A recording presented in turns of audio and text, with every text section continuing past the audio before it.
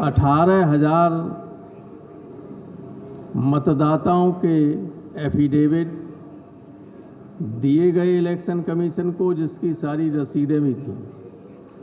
और आपको आश्चर्य होगा कि एक भी उस एफिडेविट पर आज तक कोई कार्रवाई नहीं की।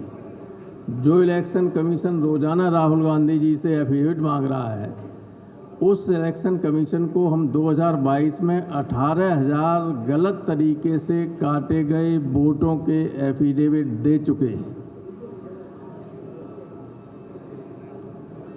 इस तरह के एफिडेविट हैं, उसकी सब रसीदें हैं और कोई कार्रवाई नहीं हुई। दूसरे, जब उपचुनाव हुआ 2024 में उत्तर प्रदेश में, तो जो विधानसभा थी कुनर की या अन्य, उसमें इन्होंने बीएलओज को चेंज कर दिया। कुनर की में जो बनी हुई पहले की लिस्ट थी, उसमें से सारे यादव और मुसलमानों को 100% हटाकर दूसरे लोगों को रखा गया।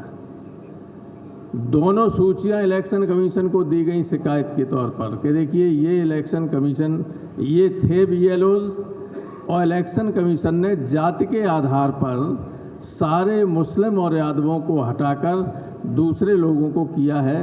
उस पर कोई जांच और कोई कार्रवाई नहीं की गई।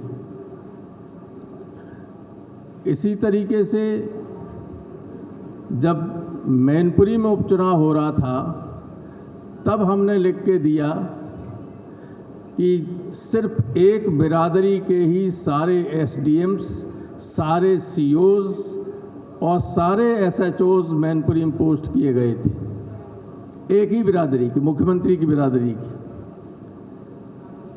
आप जानते हैं कि जब चुनाव होता है तो चुनाव वाले दिन एसडीएम और सीओ गाड़ी लेके चलते हैं, पुलिस और पीएसी उसके साथ होती है। जिस बूथ पे चाहे उस बूथ पे लोगों को दौड़ा के हटा दें और वोट न पड़ने दें, ये काम उनका होता है।